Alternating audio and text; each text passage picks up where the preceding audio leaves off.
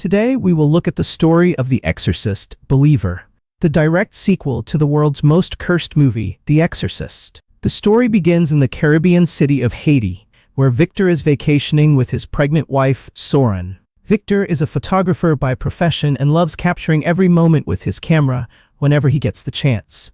One afternoon, Victor leaves his wife at the hotel and goes to the market to buy some necessities. At that moment, a devastating earthquake strikes. Amid the chaos, Victor rushes back to save his wife, but he is slightly too late. She is admitted to the hospital in critical condition, and the doctors inform him that it is only possible to save either the baby or the mother. The story then jumps forward 13 years. Victor's daughter, Angela, has grown up, but she still deeply misses her mother.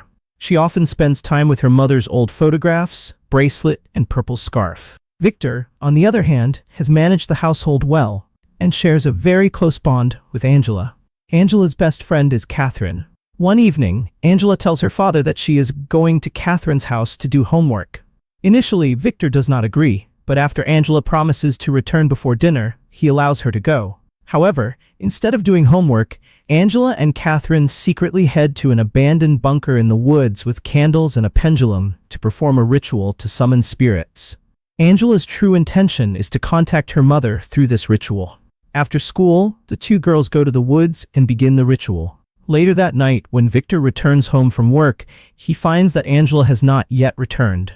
He tries calling her, but cannot reach her. When he calls Catherine's house, he learns that neither of the girls is there. Instead, Catherine's family thinks the girls have gone to another friend's house. When Victor contacts that friend, he finds out that the girls did not go there either. Instead, someone saw them heading toward the woods after school. Victor, along with Catherine's parents, Tony and Miranda, and the police, begin searching for the girls in the woods. They do not find any sign of the girls, but Victor finds Angela's earring and one of her shoes near the bunker. The news of the girls' disappearance spreads everywhere after it is reported on news channels. However, Catherine's name comes up in the limelight more because her family holds a significant position in the local church. 3 days pass like this. One night, Victor questions some homeless people near the woods about the girls. When he returns home, he finds his neighbor, Mr. Mullen, performing prayers and a purification ritual with Miss Behive to bring Angela back. However, Victor, being an atheist, drives them all out of the house. The next day, something strange happens. The two girls are found 30 miles away from the woods at a man's farm. The man informs the police, and the girls are immediately taken for a medical checkup. Though their basic health reports are normal, their condition raises some concerns. Both girls appear disoriented and exhausted, but there are no physical injuries on their bodies. However, both have deep wounds on their feet, which seem unusual given that they had walked 30 miles barefoot. According to them, they were only missing for a few hours, but others know they were missing for 3 days. When the police question them separately, both give the same statement. They went to the woods to hang out after school, but cannot remember what happened next.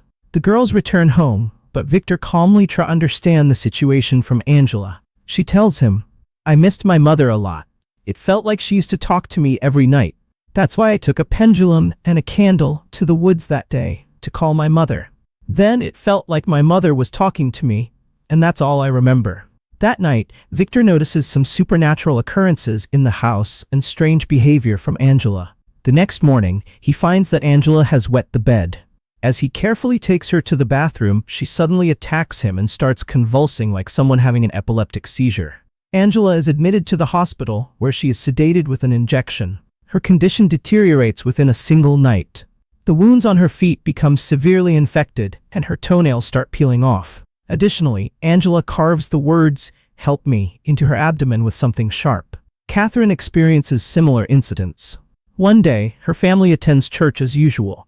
During the prayer, when the priest gives bread and wine to the congregation, Catherine loses control and causes chaos. At the hospital, Victor talks with Catherine's parents, Tony and Miranda. Tony's family has been deeply religious from the beginning. They believe the girls performed some act in the woods that allowed an evil spirit to enter their bodies.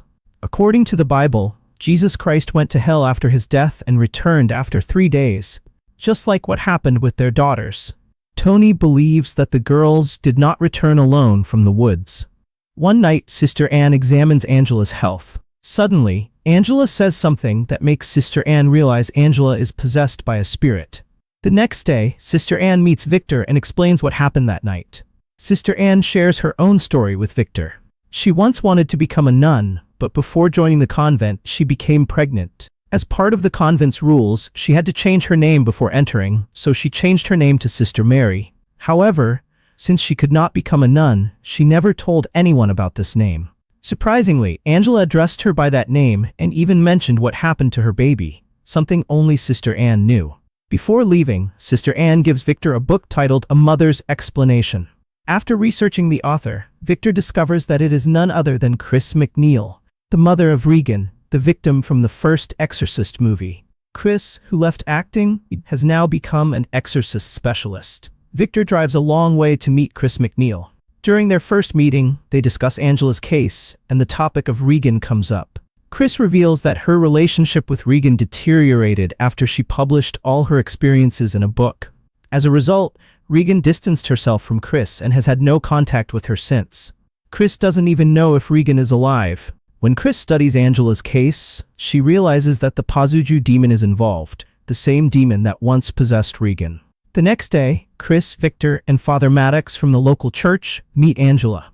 During their discussions, they realize they have yet to talk with Catherine's family. One evening, when everyone arrives at Tony's house, they find the situation dire. To ensure the local church doesn't find out, they isolate themselves as much as possible to hide the matter. When Chris meets Catherine, she starts behaving horribly. In reality, the Pazuzu demon has possessed both Catherine and Angela simultaneously. Catherine speaks harshly to Chris about Regan, saying many offensive things. Despite Chris trying to calm her through exorcism, Catherine stabs her own eyes with a Jesus cross. The situation spirals out of control. Chris is hospitalized, and both girls are on the brink of death. Father Maddox seeks permission from the higher authority of the church to perform an exorcism, but the request is rejected. However, Chris encourages Victor to keep hope alive, as she firmly believes that Regan is still alive. Chris tells Victor to have faith. Exorcism exists in all religions. Although the rituals may differ, the goal is the same, to expel the demon by believing in God. Angela and Catherine can both be saved, but it will require everyone to come together. Victor first calls Mullen to get Miss Beehive's address. The next day, he meets Miss Beehive and explains the situation. She agrees to help. Following the plan, both girls are brought back from the hospital the next day, and Miss Beehive begins the exorcism. However, Father Maddox reveals that he cannot help them, as it would go against the church's instructions. The church has instead advised psychiatric evaluation for the girls. Still, Victor refuses to back down. Seeing no other way, Maddox assigns the responsibility to Anne, who had once trained under the Roman Church and, perhaps by divine will, was placed near Victor's home for this very moment. The exorcism begins from both sides, and Pazuzu starts showcasing his dominance. During the ritual, they notice that both girls' heartbeats are synchronized. Miss Beehive gives everyone a locket to wear and warns them not to touch the girls until the ritual is complete. Meanwhile, Anne recites the word of God aloud. Pazuzu tries to emotionally weaken Anne by reminding her of her child. Angela looks Victor in the eyes and says, "You don't believe in God, do you? Have you thought about what will happen to you?" While Miss Beehive maintains her composure and continues the purification process, the girls' bodies begin to burn as if scalded by hot water. A strange yellow substance emerges from their bodies and dissolves into flames. Miss Beehive then instructs Victor to dispose of the remaining purification water at a distance toward the eastern corner. As Victor goes outside to do so, he sees Maddox sitting in his car. Meanwhile, the situation inside the house becomes catastrophic. Angela reminds Victor of the day when Soren was in the hospital. Back then, when the doctor said only one person could be saved, Victor chose Soren. Now, Pazuzu has put Victor in the same situation again, and this time, only one of the girls can be saved. If they don't choose, both will die. The decision now depends on everyone's will. Both girls scream, begging their parents to save them, but no one says a name. At that moment, Father Maddox enters, reciting the word of God aloud, filling everyone with new hope. When he places his hands on both girls' heads to calm Pazuzu, the demon violently twists Maddox's neck, killing him in a horrifying manner. As the situation spirals further out of control, Victor takes Soren's purple scarf and puts it around Angela's neck, urging her to fight to stay conscious. Angela makes an effort, but when Tony accidentally says Catherine's name, chaos ensues. Angela starts losing her breath and suddenly levitates in the air. A sinister, demonic light surrounds her, as if pulling her into an infernal abyss. Amidst the unearthly screams, Chris raises her hands in prayer, and black blood begins flowing from Angela's mouth toward the ceiling, as if marking the entrance to hell. Angela collapses to the floor, lifeless, and Catherine regains her senses. Victor hugs his daughter tightly, but then an astonishing event occurs.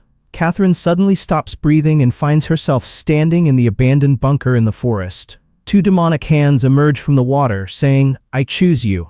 At that moment, Angela comes back to life. It turns out that Pazuzu had deceived everyone. He had decided to kill whoever they wanted to save the most. Since Tony mentioned Catherine's name, Angela survived. Thus ends a terrifying night, a memory no one wishes to keep. Time passes. Angela is now healthy. Tony's family slowly tries to move past Catherine's situation. Angela still misses Catherine whenever she sees the empty seat next to her at school. On the other hand, Chris's wish comes true when her only daughter, Regan, comes to meet her. And with this, the story of the exorcist believer concludes. For more terrifying horror stories like this, subscribe to our channel and stay with us.